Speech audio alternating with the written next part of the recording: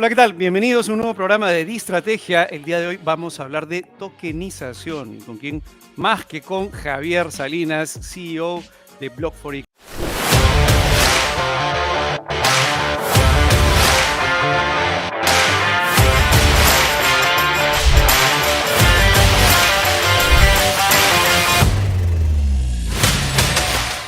¿Qué tal, Javier? ¿Cómo estás? Bienvenido al programa. Hola, Lucho, ¿cómo estás? Buenas tardes, muchas gracias por la invitación, como siempre, gracias, muy No, agradecido. al contrario, eres un trend en los últimos días aquí en Perú y en Latinoamérica, me imagino también. Javier, vamos al grano porque es un tema bien interesante en donde está, si no mucha gente conoce en realidad lo que está pasando con este concepto de tokenización. Explícanos primero qué es tokenización y luego vamos a hablar un poquito de Block4x. ¿Qué es Bueno, tokenización? muchas gracias, sí. Bueno, yo creo que en este punto es importante para las personas que nos escuchan en tu programa que mencionarles que cuando hablamos de tokenización necesariamente hablamos de blockchain, ¿no? Y digamos que acá voy a hacer simplemente un paréntesis muy breve. Cuando hablamos de la tecnología blockchain, estamos hablando de una tecnología emergente que lo que permite de alguna manera es que la información esté distribuida en una serie de nodos y redes y computadoras, lo cual hace casi imposible que lo que circule en una red de blockchain, digamos, sea modificada, sea detenida, es decir, funciona de alguna manera descentralizada, lo cual lo hace, Ujú. digamos, no solamente funcionamiento permanente, sino muy seguro también, ¿no? O sea, desde el punto Entonces, de vista sí, desde el punto de vista tecnológico, digamos, para la gente que es como tú tienes una base de datos, normalmente haces sistemas y tienes en una base de datos centralizada todo.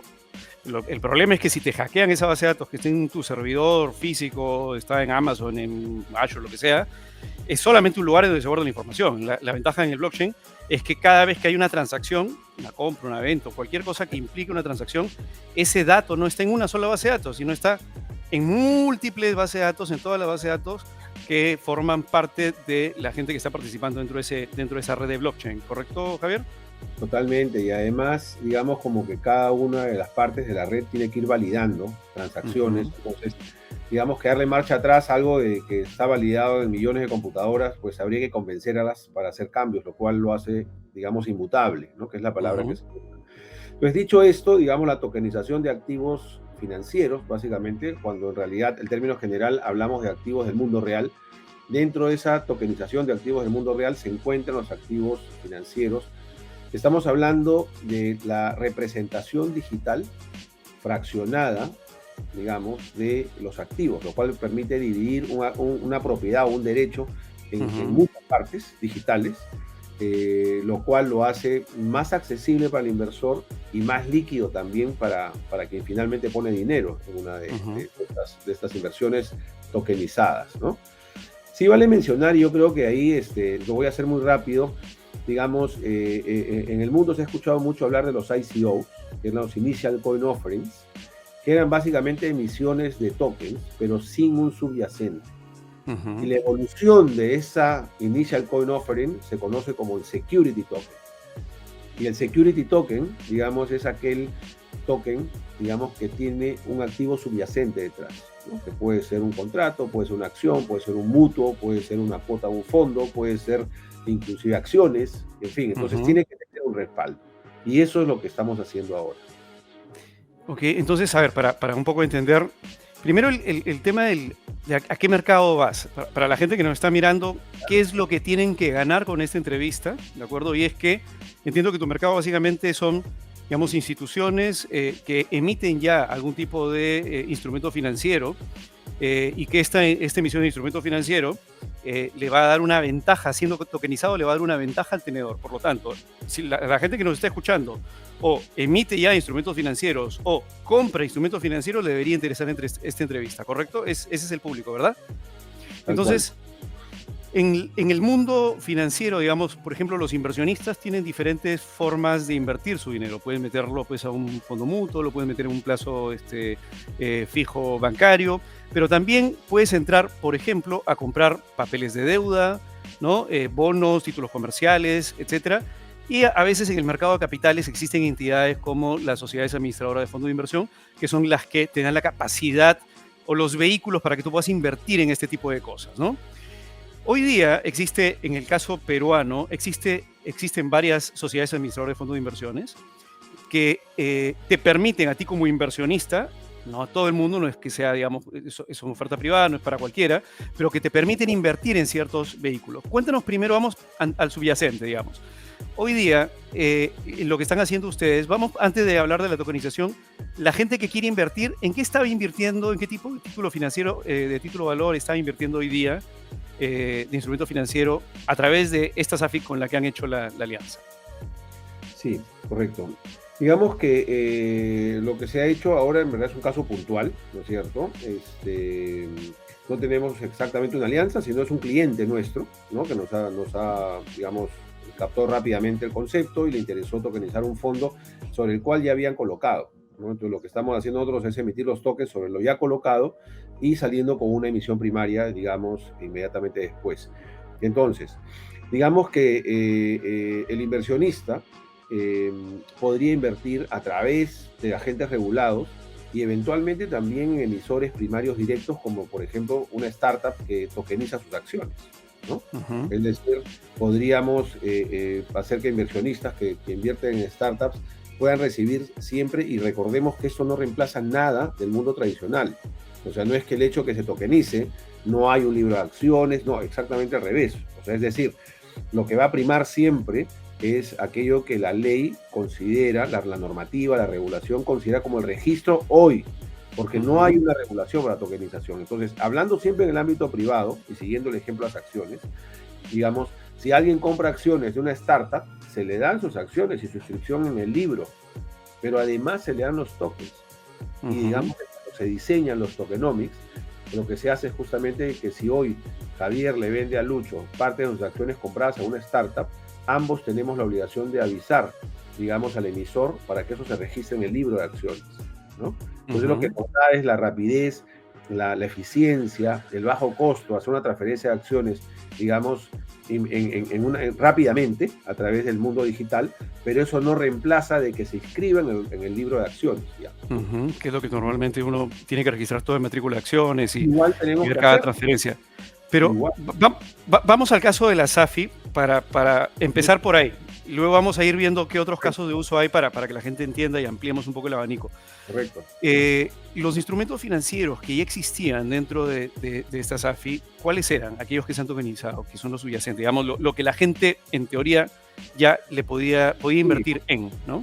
Son dos, digamos, cuotas, que son las cuotas de participación, y los mutuos, ¿no? Que son instrumentos considerados en cada fondo en particular. Entonces, se han tokenizado ambos, ¿no? Las cuotas y de participación, para lo cual obviamente nosotros, como siempre, cada vez que damos un paso, tenemos una opinión legal específica para cada paso, ¿no? Entonces, en este caso, tenemos una opinión legal para cada uno de los instrumentos financieros, es más, de ese fondo, ¿no?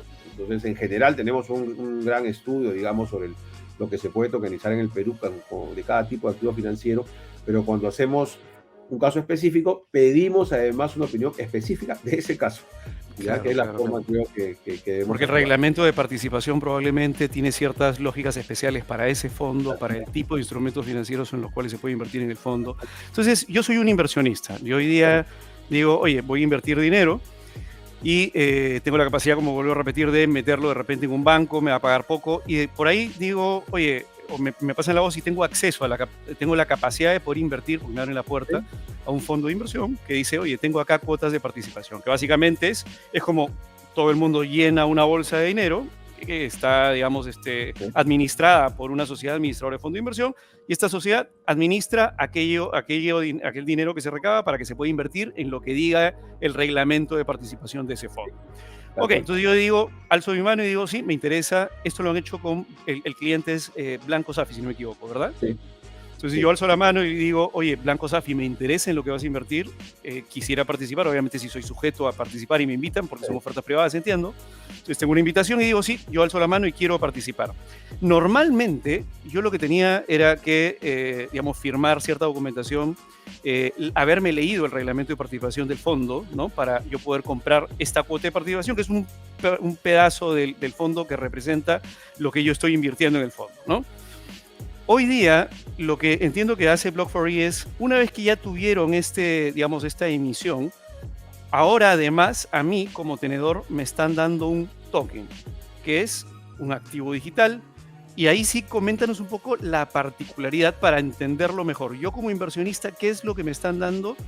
Y cómo lo tomo, cómo lo vuelo, dónde lo guardo. Explícanos un poquito la operativa para que yo como inversionista pueda entender mejor.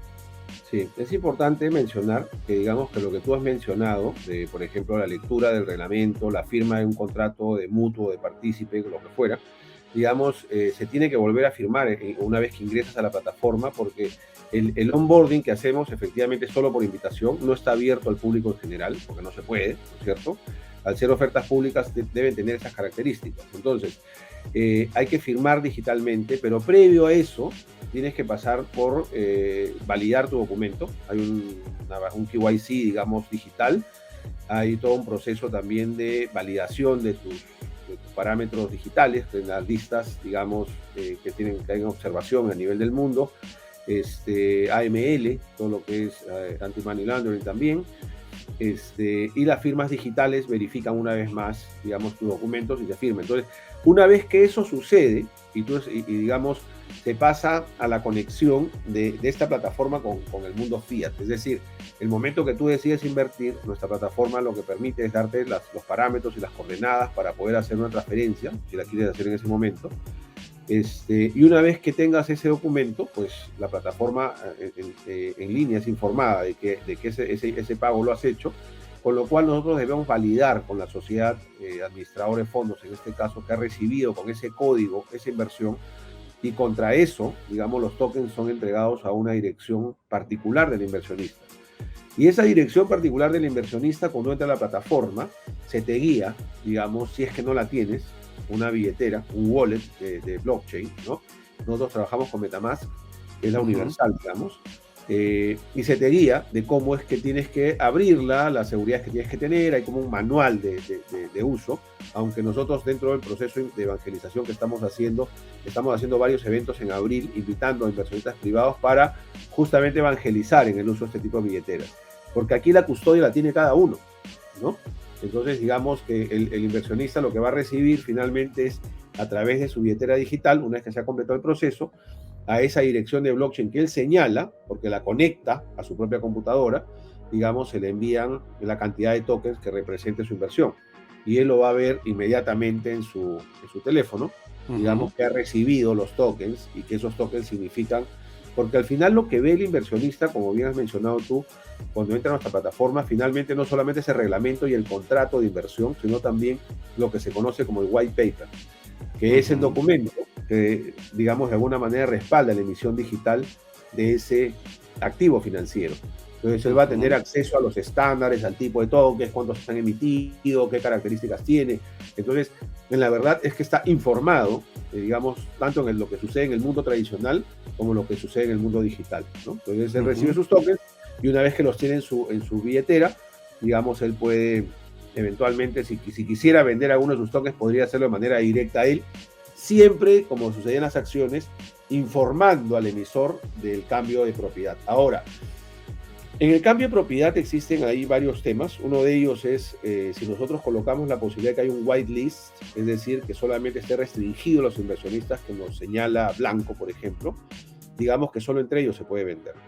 Pero para abrir ese whitelist, si nosotros necesitáramos venderle a otra persona, tendría que pasar necesariamente el proceso de KYC, de AML, conoce a tu cliente, o sea, todo este proceso para poder ser aprobado, o el emisor me dice sí, está aprobado, es un inversionista, por ejemplo, institucional, y podemos venderle, ¿no? Entonces, por ahora está siendo siempre bastante restringido, digamos, el uso. Sobre todo por un tema de regulación. Totalmente. Entonces estamos... Que siempre ha sido el... Sí. Que siempre ha sido el tema. Siempre ha sido el tema, ya tú sabes. Así que estamos... De acuerdo. ¿No? De acuerdo. Ahora, yo como inversionista decido hacer una transferencia. Vamos a ver, lo que quiero ver es de alguna manera el análisis costo-beneficio, ¿no? Como inversionista yo no tengo, tengo costos adicionales como inversionista si es que quiero, digamos, acceder a la tokenización, o es automático. Yo entro a Blanco, entro a este fondo y automáticamente ya me dan el token porque soy un partícipe del fondo. Sí, sí, nosotros ahí nuestro cliente es blanco. De hecho, digamos, ya van a ir conociendo que es parte de la evangelización. Digamos, el hecho de tener, digamos, los tokens bajo un estándar específico, digamos, cuya base es Ethereum, cualquier transferencia que quisiéramos hacer nosotros los tokens va a costar una fracción de lo que se conoce el gas, o es decir, la energía que se necesita para transferir un token, ¿no? Ujú, Son ujú. montos muy pequeños, en verdad, pero a tu pregunta concreta es, nosotros ya, digamos, como que tenemos un contrato con Blanco para tokenizar uno de sus fondos. Por lo tanto, los costos están embebidos ya en ese fondo, digamos, O ¿no? sea, yo como inversionista simplemente para mí es transparente. Transparente. Yo recibo mi token y yo puedo hacer lo que sea con el token. Así Ahora, es. ¿qué beneficio tengo yo como inversionista realmente? Entendería que el primero es la capacidad, obviamente si existieron más jugadores, más actores en el mercado, de tener liquidez de una manera más rápida. Pero coméntanos, ¿cuáles son los beneficios para mí como inversionista? ¿Qué es lo que me ayuda el hecho que esté tokenizado? Sí, hay varios beneficios para el emisor, para el inversionista, digamos, pero yo diría que el siguiente, ¿no? En primer lugar es que, digamos, si yo invierto $100,000 por diseño, yo podría recibir 100,000 tokens. Y hacemos los tokens de $1, por ejemplo. Y eso significaría de que uno de los temas que siempre tiene uno cuando invierte en estos fondos privados es la liquidez, ¿no? ¿Cómo salvo yo si quiero vender una parte o todo? Yo no lo sé, ¿no? Entonces, no hablamos todavía de mercados secundarios, pero sí hablamos de marketplace privados, que son ambientes, digamos, donde hay inversionistas de tokens de todo el mundo, ¿no? Donde, digamos, cumpliéndose con todos los requisitos que necesita una emisión privada, digamos, él podría ofrecer. En primer lugar, yo iría a los miembros o los partícipes o a quienes están dentro del fondo. Yo creo que sería un primer nivel. Y un segundo nivel es acceder a un marketplace estos privados, donde existe un mercado mundial de tokens y donde las personas ponen, oye, ese token en Perú, por ejemplo, paga una tasa de 10% al año, por ejemplo, en dólares, ¿no? Entonces habrá gente que quiera comprar un número determinado de tokens y así las personas pueden tener, digamos, mayor liquidez de una inversión que anteriormente costaba un poco más salir o fraccionar, ¿no? ¿Cómo puedo partir yo una participación de 100,000 soles, los $100,000, por ejemplo, ¿no? Legalmente, es más complicado. Entonces los tokens lo que permiten es fraccionar ese derecho, ¿no? Entonces puedo vender parte de eso y se registra, por supuesto, ¿no? Entonces eso es un primer tema que Que sería un beneficio. beneficia al inversionista. Yo te diría que ese es el primero y el más importante. Porque después hay otros más que son claramente ser parte de una red de inversionistas de nueva generación, que al estar parte de estas plataformas tienes acceso a otras oportunidades de inversión también, tokenizadas, en el Perú y en el mundo, en verdad, ¿no? Entonces, porque algo que no restringe, digamos, la ley, es que un inversionista de otro país pueda comprar los tokens, ¿no? Siempre y cuando pase, por supuesto, conoce a tu cliente y digamos, el antilavado de activos, ¿no? Digamos, que no esté en listas negras o cosas por el estilo, podría calificarlo la sociedad regular en el Perú y darle pase para que pueda comprar, digamos, los activos. Entonces, se nos abre también un mercado global, digamos, de marketplace para poder comprar inversiones ya realizadas, ¿no? Para la liquidez de los inversionistas, ¿no? Entonces, eso también es interesante para una persona que decide entrar a este mundo de, insisto, son inversionistas ya de nueva generación, que así es como se les llama. De acuerdo. Ahora, digamos, el cliente de Block4E es la institución financiera, que es la que está emitiendo los instrumentos financieros, ¿verdad? En este caso específico. En este caso específico, ¿no? Pero puede ser un Eh, corporativo, una startup, sí. ahí va. O sea, Sí, este es un caso de uso. es Es un solo caso. un caso, solamente es un caso de uso, lo cual significa que si hay otros fondos de inversión que están viendo este programa, podrían Sí, tocarte la puerta para poder también tokenizar sus instrumentos financieros. por supuesto. Pero siempre el tema por detrás es el beneficio para el cliente final. En este caso, una es la liquidez, por ejemplo, un mercado secundario, siempre y cuando existe un mercado secundario. Pero vamos, por ejemplo, al segundo caso de uso que lo mencionaste hace un ratito y que creo que puede ser bien interesante, que es una startup, Sí, necesita fondeo, y voy a ir un paso hacia atrás para hablar un poquito del ICO, ¿de acuerdo? Que en algún momento fue muy, digamos, mucha gente se emocionó. De hecho, sí, siguen habiendo hasta ahora, creo, si no me equivoco, sí, bastantes ICOs. sí. Ha bajado, ¿no? Por el problema con, digamos, lo que está pasando en el mundo cripto, digamos, pero cuéntenos primero qué es un ICO y luego vamos a tratar de ver cuál sería el símil con la tokenización de una acción a efecto de emisión y poder eventualmente levantar capital de una startup. ¿Qué es un Sí. ICO? Y luego vamos a ir hacia el otro lado. Claro, digamos, en la década de los 2010 para arriba, digamos, todo este mundo, yo siempre lo explico ahí en el blog de nuestra página web, hay como un artículo que he escrito sobre 4 ejes, donde pongo primero el IPO, que es poco tecnológico, poco democrático, muy caro, digamos, en un mundo plano, ¿no? En un mundo ya cada vez más real pongo el crowdfunding, que es más tecnológico, más democrático, pero todavía en montos muy pequeños, yo diría que a nivel de prueba. En un segundo eje que está más tecnológico, ya donde, digamos, yo diría sofisticado, donde el blockchain aparece como una alternativa, aparecen los ICOs. Y los ICOs, digamos, crearon mucha expectativa, porque se hablaba mucho del blockchain, como casos de uso, en donde se emitían tokens, pero sin subyacente. O sea, era un token, que podría ser un token de utilidad inclusive, ¿no?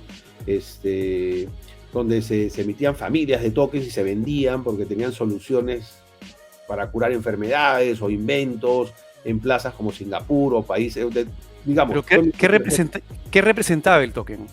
Un proyecto, pero no representaba ningún subyacente, ¿no? O sea, no una acción, no un bono, no, nada. No, tú eras parte de una historia, pero no eras accionista. Era como casi ofrecer una acción futura, ¿no? Casi como un safe, digamos, ¿no? Es decir, un simple agreement for future shares o lo que sea, ¿no? Ahora existe lo que es SAF también. ¿Cómo es? Simple Agreement for Future Token. Existe, por si acaso, en Estados Unidos, ¿no? Pero digamos que para no salir del ICO, el ICO era una emisión inorgánica, por llamarlo de alguna manera. ¿Okay? Entonces, te emitían tokens, tú eras parte y te prometían cambiarlo por algo más adelante cuando el proyecto sea un éxito. Entonces, de hecho, han habido proyectos gigantes, o sea, gigantes y que han sido exitosos, ¿ah? O sea, también. Pero la mayoría han sido casos que nunca más se vio la persona. Chao, desaparecieron. Entonces, ¿qué pasó? En estos 4 ejes que les decía, el último eje tiene que ver con que es más tecnológico, más democrático, que son los security tokens, que es otra forma, pero evolucionada porque ya, digamos, la Comunidad Europea, por ejemplo, el 23 de marzo, el mes pasado, ha empezado lo que se llama el régimen piloto. Y régimen piloto por 36 meses significa de que todo se siga haciendo igualito que antes, el tradicional, todo lo que es mercado de capitales. Pero a partir del 23 de marzo, desde hace pocos días, se va a hacer en simultáneo en blockchain, en las cadenas de tecnología de registro distribuido, lo que es DLT. Entonces significa de que en 3 años, todo esto validado, solamente va a quedar la versión digital que nosotros estamos haciendo en el Perú ahora. El 18 de marzo, España sacó una ley aprobando este tema de registro distribuido, incluso para tokenizar acciones de empresas. El 17 de marzo, Italia sacó la ley del DRT. Alemania ya sacó la ley del activo digital y empresas como Siemens ya han emitido bonos, digamos, directamente, ¿no? Al mercado. O sea, directamente, ¿te refieres a que se emite directamente el token sin necesariamente pasar por lo que normalmente se tiene que pasar para obtener el subyacente del token? O sea, directamente el token. Y eso lo menciono siempre a propósito porque llama la atención, pero en realidad cuando hablamos de una acción tokenizada ya bajo una regulación, significa que tiene que generarse un ecosistema, ¿no? Y este ecosistema implica, tiene que haber un custodio registrado, por ejemplo, que sería un Cavalli, pero ya no un registro centralizado, sino descentralizado. El rol de un Block4E en un ambiente regulado sería de un coordinador digital, por ejemplo, el coordinador digital de la emisión. Ese sería nuestro rol. Pero sigue habiendo una SAF, sigue habiendo una SAP, sigue habiendo un banco de inversión, sigue habiendo todo lo demás, pero ya no hay papelería. De acuerdo. Es ¿cómo se llama? Automatizado. Claro, es lo mismo, de alguna manera, que sucedió cuando las empresas comenzaron a listar en bolsa y tenías ahora un mercado digital centralizado. Pero estos son mercados digitales centralizados de alguna manera. Puedes meterte al nada, puedes meter plata ahí, pero estamos hablando que ahora lo puedes hacer de manera privada. O sea, no necesitas una entidad centralizada como tal, en realidad, como un Nasdaq para poder hacer este tipo de operaciones, ¿correcto? Porque los tokens justamente tienen esa ventaja, son libres, o sea, es abierto al mundo, cualquiera puede transaccionar sobre ellos. Claro, lo que permite la tecnología blockchain es interesante porque, por ejemplo, Siemens los emite, los vendieron, con los 60 millones los vendieron el mismo día, instante, ¿no? Pero digamos que puedes tener trazabilidad, transparencia, una supervisión 24/7, totalmente. Tú entras a cualquier verificador de blockchain, un Etherscan, que es una esto pública, y puedes averiguar el bono, dónde salió, dónde está ahorita, quiénes son los tenedores. Claro, todo a nivel de direcciones de blockchain, ¿no? Es como No tu hay identificador, digamos, como el ID de tu cuenta bancaria, pero en blockchain, una cosa así. Exacto. No es que sale tu nombre, digamos, ¿no? Exactamente, no hay privacidad también, ¿no? Entonces, digamos que todo esto se puede hacer de alguna manera cuando ya una regulación ordena un ecosistema, ¿no? Que tiene que haber en cada país. Brasil está muy adelantado en la región, mucho más que cualquier otro país, digamos, en la Alianza del Pacífico todavía no se está hablando del tema, ¿no? De hecho, pues nosotros hemos salido con una tokenización de un fondo de inversión y llamado la atención en México y en Colombia, en Colombia y Chile rápidamente, ¿no? O sea, cómo lo están haciendo, qué ha pasado, cuéntenos un poco más, o sea, porque lo que se está haciendo en otros países es lo que se conoce como la tokenización indirecta. Los inmuebles, por ejemplo, los convierten en una empresa y lo que tokenizan son las acciones, ¿no? Eso están haciendo en Chile y Colombia, por ejemplo, en México, en Centroamérica, la tokenización indirecta, ¿no? Entonces, son formas de darle a los activos del mundo real una forma de poder fraccionar los derechos y la propiedad para hacerlo más democrático en términos de que yo no tengo $100,000 para entrar a una emisión de bonos de un corporativo, pero sí tengo 5,000, 3,000, 2,000, que sí podría hacerlo desde el lado, digamos, tokenizado, ¿no? Y al mismo tiempo que vende, ya hablamos la liquidez que puede tener por salir rápidamente. Entonces, eso es lo que está pasando ahora, y hay todavía un gran espacio. El Citibank acaba de sacar un reporte la semana pasada, donde se estima, digamos solo el World Economic Forum estima que el 2027 el 10% del PBI mundial va a estar tokenizado, ¿no? El Citibank estima que solo activos financieros,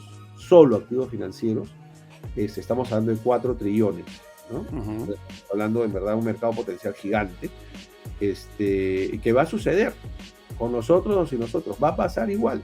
Entonces, pues nada, toca un poco ver cómo responde el mercado. Porque al final es más eficiente, es mucho más eficiente en realidad hacerlo de esa manera. O sea, y hacia donde van los mercados es hacia donde apunta la eficiencia. Exactamente, tú lo has dicho. Es mucho más eficiente, ¿no? Entonces, ahí es donde se apunta un poco eso y ahí es ahí hacia dónde van. Entonces, toca pues investigar, promover, evangelizar, trabajar en una propuesta regulatoria, o sea, hay muchísimo trabajo por hacer, ¿no? Porque al final, o sea, el beneficio, digamos, para la sociedad, si de alguna manera queremos verlo así, es cuando todo el mundo tenga una wallet digital y tenga la capacidad, digamos, de poder, de tener la capacidad de capturar activos financieros, ya sea vía compra como inversionista o lo que fuere, pero capturarlo y poder transaccionar, porque esto es un efecto network. En la medida en que uno más entre en la red, obviamente es mucho más valioso. Digamos, es como uno más que tenga un teléfono celular, porque vas a tener la capacidad, obviamente, de tener un mercado cada vez mucho más grande, con gente con la cual vas a poder transaccionar. El tema es que, digamos, evoluciona esto, ¿no? Por ejemplo, antes veíamos el tema del entre paréntesis, del dinero digital, pero cada vez hay más gente con el tema de Plin, de YAP, etcétera, que están haciendo eso, en realidad, están digitalizando su dinero para poder hacer transacciones, y mientras más gente tenga su wallet como Yape o como Plin, por ejemplo, va a ser mucho más fácil o más eficiente para el mercado transaccionar. Lo mismo, exactamente lo mismo, es lo que se necesita aquí. Es igualito.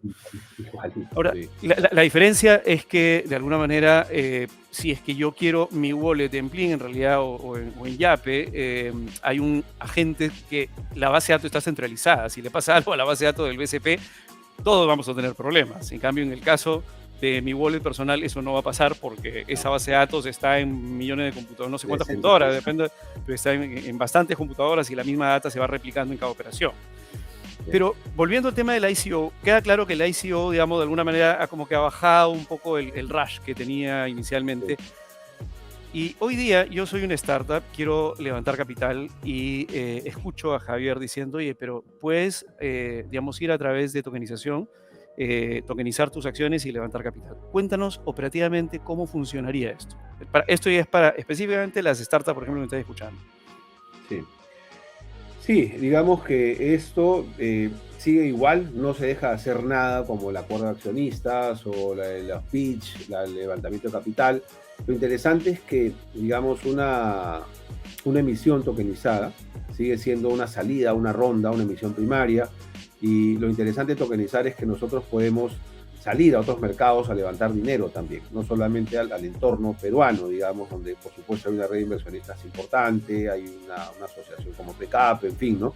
Sino que en verdad podemos salir a otros mercados y podemos captar, digamos, el interés de inversionistas que conocen sobre el tema en distintas partes del mundo, ¿no? Entonces, eso también es importante, digamos, para los emprendedores. De hecho, nosotros estamos viendo algunos casos ahora que los vamos a tokenizar y los vamos a hacer siempre en el ámbito privado, ¿no? Y que van a hacer emisiones tokenizadas, ¿no? Inclusive estamos viendo un caso de fusiones y adquisiciones, ¿no? Donde vamos a tokenizar, digamos, las empresas que están vendiendo, ¿no? Entonces, a ese nivel, o sea, si el término general, digamos, es un poco casi digitalizar lo que es la actividad de banca de inversión, ¿no? O sea, es un poco eso, sí.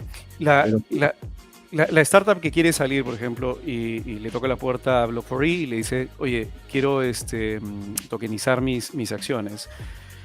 El inversionista detrás, digamos, o la capacidad que existe de que seas visto por inversionistas que compran tokens, ¿de acuerdo? En teoría está, porque es un token, pero ¿cómo el inversionista de alguna manera se le garantiza que el subyacente de esa tokenización, digamos, cumple con no sé cómo ponerlo, con las seguridades jurídicas adecuadas? Te voy a poner un caso, o sea, yo pudiera vender un token, pero no necesariamente inscribir en el libro de matrícula de acciones la transferencia, por ejemplo, o pudiera grabar una acción, de acuerdo a un paquete de acciones, las pudiera grabar y ser susceptibles a embargo, y están tokenizadas, o sea, y alguien pudiera comprar ese token. Entonces, ¿cómo de alguna manera el inversionista que compra un token, que en realidad está comprando el subyacente detrás de ese token, que sería la acción, un libro de matrícula de acciones, tiene la capacidad o se le brindaría la capacidad de poder tener esa seguridad jurídica detrás, más aún si es que es alguien de fuera y no conoce necesariamente la regulación peruana o de Latinoamérica, en cualquier país que se haga esto? sí, digamos, de hecho, pues todos los negocios parten de la buena fe, ¿no? O sea, y ya nosotros en la experiencia anterior del Banco Digital que tú conoces, nosotros tuvimos inversionistas de casi, mira, no sé, de Alemania, Holanda, México, Brasil, Colombia, Estados Unidos. Entonces, pasamos un proceso de incorporar inversionistas, una buena cantidad de inversionistas del exterior, y por supuesto, pues basado en la buena fe de que no va a pasar eso, porque finalmente cuando este tipo de cosas, ¿no? Lo que va a primar siempre es, digamos, lo que dice la SMB, la primacía de la realidad, un poco es, obviamente, la documentación offline, ¿no? No necesariamente el token. Entonces, el token lo que va a representar, en teoría, es un activo limpio, ofrecido, y recordemos que en toda emisión también se firman documentos, como el acuerdo de accionistas, y también hay una parte en los acuerdos que se llama declaraciones y garantías, bajo responsabilidad de los emisores, donde dice claramente que no tienen ese tipo de gravámenes o ese tipo de cosas, ¿no? Entonces, hay una responsabilidad legal final de los emisores, digamos que nosotros tecnológicamente no lo podemos verificar finalmente, ¿no? Se hace un due diligence, sin duda, se hace un due diligence, hay un reporte de due diligence y todo lo que tú quieras, pero finalmente lo que va a primar es la documentación tradicional. Entonces, el token va a representar a un tipo de activo que, digamos, basado en la buena fe, se emite pues limpio y libre de negociación y todas las cosas, ¿no? Pero son casos que pueden suceder, sí, claro. Claro. Lo digo para ver, digamos, todo el espectro de qué es lo que puede suceder. Sí. Ahí me salta otra pregunta que tiene que ver con la operativa, porque creo que la eficiencia todavía se puede seguir exprimiendo un poco más. Déjame digamos, tirar algunas ideas hacia... Si yo tengo un libro de matrícula de acciones y hago una tokenización de mis acciones para poder hacer, digamos, vendérselas a algún inversionista X, igual tiene que pasar de todas maneras por el hecho de que el papeleo, digamos, regular de lo que se hace normalmente con un libro de matrícula de acciones haga, ¿no? Y el avisar que esa transferencia se está haciendo para poder ser registrada, el área administrativa de la empresa tiene que hacer todo esto. Pero todo eso también se podría digitalizar. Digo yo, o sea, no conozco específicamente el caso o la capacidad pero se me ocurre, y te pregunto porque soy un completo ignorante en el tema. Ya, ¿no? Toda esta operativa, ¿de acuerdo?, que puede estar registrada en plataformas digitales, pudiera ser que cada vez que hay una operación, se tokeniza, hay una transferencia, esto lance una señal a través de una API a una plataforma en la nube donde todo esto, este proceso, esta operativa se triguee, se dispare para que ocurran esos eventos con la data que está siendo insertada acá. ¿Es posible eso? No lo sé, Sí. te digo, soy un ¿No? completo ignorante en Es esto. posible, hay un concepto que se conoce como, bueno, el smart contract, que tú conoces, ¿no? O sea, que es el clásico, que tiene más de 22 años ya, y hay un concepto que es el de smart legal contract, que justamente lo que hace es la combinación de digamos, un contrato tradicional, es una combinación que se hace con el código, que se conecta con APIs, digamos, con lo que se conoce como los oráculos, que son básicamente las conexiones del mundo off-chain con el mundo on-chain, o sea, sobre la cadena de bloques, y donde se gatillan este tipo de cosas. Efectivamente existe. O sea, eso es algo relativamente nuevo en términos de años, digamos, y eso es justamente lo que le agrega inteligencia a la propuesta, ¿no? Entonces nosotros estamos trabajando, por ejemplo, un proyecto para el segundo semestre sobre ese tema de los Smart Legal Contracts. O sea, cómo le damos, por ejemplo, la tranquilidad al emisor de que estamos o se está cumpliendo todo lo referido al cumplimiento, Ujú. o cómo le damos pase al auditor para que diga sí, se auditó, o cómo le damos pase al supervisor para que diga son menos de 100 inversionistas. O sea, Ujú. yo creo que la automatización al 100% es un poco lo que asusta, ¿no? A los que no están en el tema. Y entonces cuando le empezamos a dar participación, digamos, a este ecosistema vivo de una emisión digital, justamente con la modernización de los propios procedimientos, procesos digamos, como el smart contract, aparecen estos conceptos que unen el mundo offline con el mundo online. Ujú. Entonces tu Ujú. pregunta es más que pertinente, completamente. Porque al final, digamos, la tecnología es un commodity. O sea, lo que emite Goldman Sachs con su plataforma, JP Morgan con su plataforma, bajo los estándares RC20 es lo mismo que hacemos nosotros, igualito. Ujú. Entonces, finalmente la tecnología es un commodity. Y lo que nos va a diferenciar es la inteligencia que le pongamos nosotros a los instrumentos. Ujú. Ese es el Interesante, reto, porque ahí, claro, hay bastante pan por rebanar ahí, porque tú, totalmente. se me ocurren un montón de cosas y hay algunas Totalmente, cosas que en algún momento, o sea, totalmente. al final, todo lo que sea procesos y data se puede digitalizar, más aún si es que tiene la capacidad de poder conversar con data que se está guardando en una cadena de bloques, ¿no? Así es. Eh, entonces, digamos, esto tiene para rato, hay bastante pan por rebanar aquí, esto recién empieza, Recién comienza, o sea, recién comienza. recién empieza. O sea, es el primer paso de una maratón a ese nivel. Te voy a dar otro caso de uso. Hemos hablado hasta ahorita de 2 casos de uso. Estoy tratando de ver, toda la gente que nos está escuchando, para qué más utilizaría, cómo utilizaría esto. Y le toca la puerta a Javier. Ok, yo soy una SAFI, quiero, digamos, tokenizar mis instrumentos financieros. Yo soy una startup, quiero hacer digamos, buscar inversiones a través de tokenizar mis acciones. Voy a ponerte otro caso. Justamente estuvimos estado hablando hace poco con un cliente. Y no tiene nada que ver con esto, pero trato de hacer el link. Los puntos. De hecho, tú conoces muy bien este tema, hace bastante tiempo eres uno de los que más conoce el tema de crowdfunding, pero, por ejemplo, hay ciertas industrias que lo que hacen es programas de loyalty con sus clientes, y hay programas de loyalty que lo que hacen es ofrecen puntos. Pero si tú te das cuenta, en realidad, los puntos es como una desmaterialización de un dinero donde el Banco Central es la empresa que está emitiendo los puntos, de alguna manera. ¿De acuerdo? Y, digamos, él tiene el deber fiduciario de respetar esos puntos y decidir, imagínate, en un smart contract, cuáles serían las reglas para usar esos puntos. Ojo, la regla puede ser solamente los usas en mis productos o en los productos de mi partner y puedes comprar cosas, etc. Entonces, estoy tratando esto de llevarlo a un caso de uso que justamente hemos estado conversando hace poco. ¿Alguien pudiera tokenizar puntos?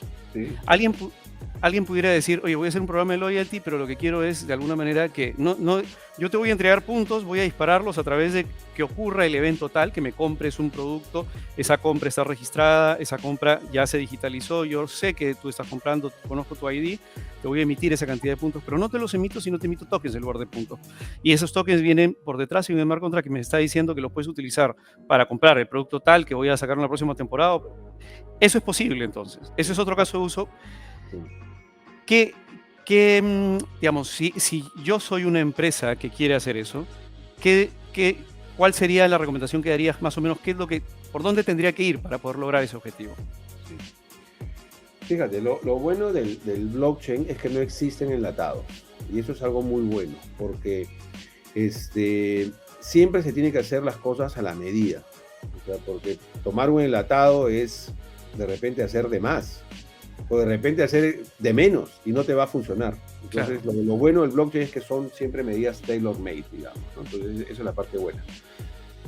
Digamos, sin conocer mucho el caso de uso, lo que te puedo comentar es que, por ejemplo, nosotros en el caso anterior del Banco Digital que participé, los puntos eran vía blockchain, ¿no? Utilizamos la cadena de blockchain Stellar, ¿de acuerdo?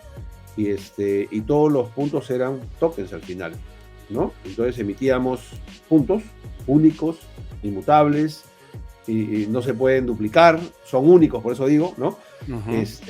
Y nos fue muy bien, o sea, pudimos emitir, digamos, un tipo de token específico que representaba los puntos de cada cliente, y esos puntos era un cashback, inclusive podían servir para pagar parte de la cuota mensual que tenía la tarjeta, dependiendo del costo que haya tenido, ¿no? Entonces, sí es posible. En Argentina, por ejemplo, están sacando ya los pasajes vía NFT, las líneas aéreas, o una empresa como la nuestra, que tokeniza, pero el NFT es un tipo de token, que es distinto al estándar, digamos, que usamos para activos financieros, ¿no? Entonces, los tokens nos permiten tener ciertas características, digamos, hay tokens que se pueden combinar, que es fungible y no fungible, a la vez, inclusive, ¿no? Va a depender mucho de qué establecemos en el smart contract. Entonces, por eso digo, la ventaja del blockchain es que es caso a caso. No existe el producto enlatado que tú digas, oye, esta línea aérea está haciendo acá, entonces lo paso a LATAM. No existe. Pero se puede, por supuesto, sí. Y en cuanto a regulación, porque tú conoces de regulación bastante, creo que eres uno de los que más conoce regulación a nivel mundial en tema, digamos, de monedas digitales y a efecto de regulación, en este caso, por ejemplo, del tema de los puntos, ¿no? Que finalmente representa digamos, el derecho de alguien a que en algún momento tiene que cobrarte algo, ¿de acuerdo? Legalmente esto, digamos, ¿tiene algún tipo de regulación especial que se tenga que cumplir? En el caso, por ejemplo, de ustedes, cuando lo hicieron en el Banco Digital, ¿tenían que cumplir un tipo de regulación especial o no es necesario porque son puntos finalmente? ¿Cómo funciona esto? No, o sea, de hecho, en todo este mundo, digamos, de crear activos y todo ese tipo de cosas, incluso en los security tokens, por ejemplo, existe algo como el test de Howey, que es un test que nació en la SEC en el año, creo que fue el 49, imagínate, ¿no? Y que se utiliza hasta hoy, y a criterio de cada regulador.